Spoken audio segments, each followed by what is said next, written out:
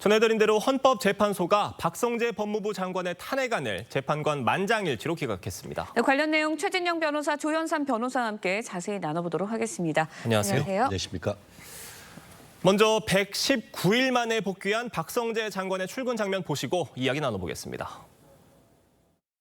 헌법재판소에서 현명한 결정을 해주신 것에 대해서 감사드립니다. 한시라도 빨리 업무를 파악하고 상황을 보고받아서 정상적인 업무를 수행할 수 있도록 노력하겠습니다. 그 삼청동 안가 회동 관련해서도 계엄 선포 관여라고 보기 어렵다는데 이거에 대해서 어떻게 감사하겠습니다.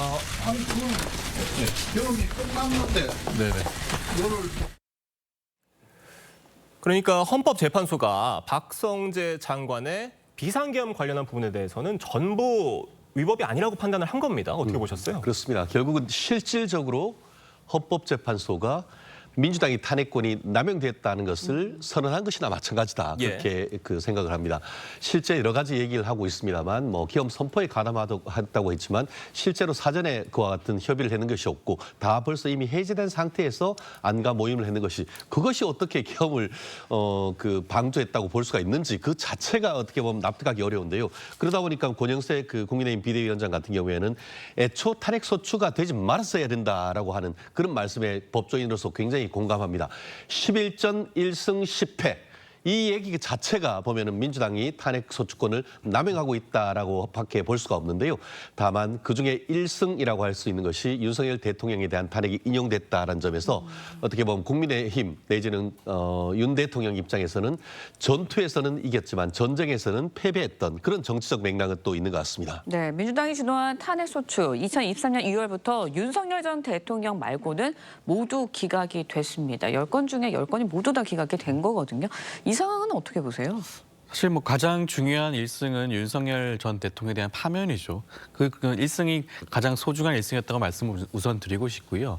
물론 나머지 탄핵의 경우에는 물론 기각 결정이 나긴 했지만 이번 박성재 법무부 장관의 기각 결정문에도 나와 있습니다. 박성재 법무부 장관도 탄핵 소추권의 남용의 부분에 대해서 주장을 했었거든요. 예. 여기에 대해서 헌재의 판단은 명확합니다. 탄핵 소추의 주요 목적이 법적 책임을 추궁하고 동종 위반 행위를 사전에 예방하는 그런 목적이 있다고 한다면 탄핵 소추권 남용으로 볼 수 없다라고 판단을 했어요. 이것은 지난번 검사들에 대한 그런 탄핵 결정문에 나와 있던 내용이었습니다. 그렇기 때문에 이것을 가지고 탄핵 소추권이 남용되고 있다라고 반복적으로 주장하는 것은 어떻게 보면 국회가 가지고 있는 고유한 권한을 부정하는 의미가 아닌가 생각이 들거든요. 그렇기 때문에 그러한 주장은 좀 지나친 게 아닌가라는 생각이 듭니다. 지금 민주당에서는 헌재 박 장관 탄핵 소추 기각 결정에 대해서 내란 특검의 필요성이 더 커졌다 이런 주장도 나왔는데 이거는 어떤 헌재의 결정에 대한 어떤 반발성 발언으로 들리는데 어떻습니까?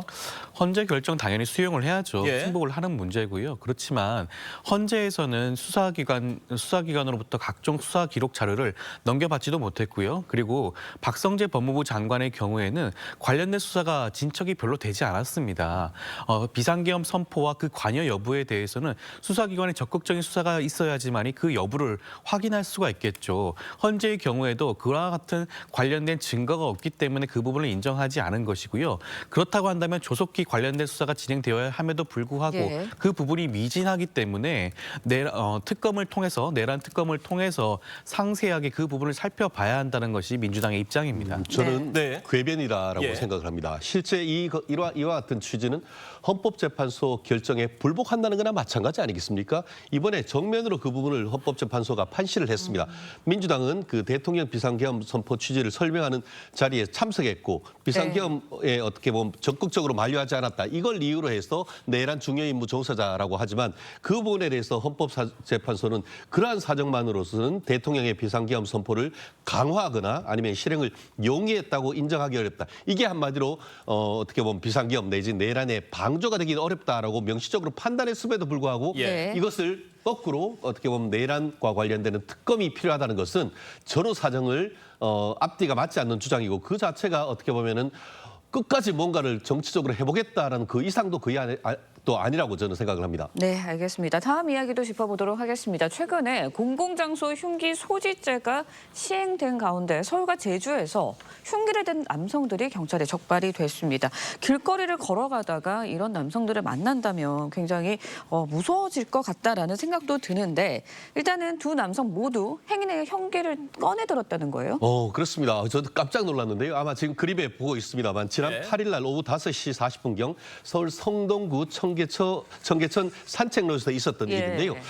실제 그 젊은 그 학생 둘이가 막 도망을 가는데 그 CCTV를 보니까 이 한 50대로 보이는 그 사람이 흉기를 들고 흉기 길이가 한 28cm 거의 30cm 가까이 됐다라고 하는데 경찰에 신고를 했고 그 신고를 받은 경찰이 신속히 출동을 해서 이 그 흉기를 든 사람을 체포를 했다고 하는데요. 알고 보니까 이 사람도 중국 사람이었다라고 지금 얘기를 하고 있는 것 같습니다. 네, 지금 검거된 남성들은 그러면 어떤 처벌을 받게 되는 겁니까? 이번 죄가 자체가 이번에 처음으로 시행이 되었기 때문에 과거의 전례는 없죠. 근데 법문에 따른다고 한다면 3년 이하의 징역에 처하게 됩니다. 그렇다고 한다면 지금까지는 관련해서 제대로 된 처벌을 하기 위해서는 흉기를 소지하고 드러냈다는 사정만으로 처벌받기가 참 힘들었었거든요.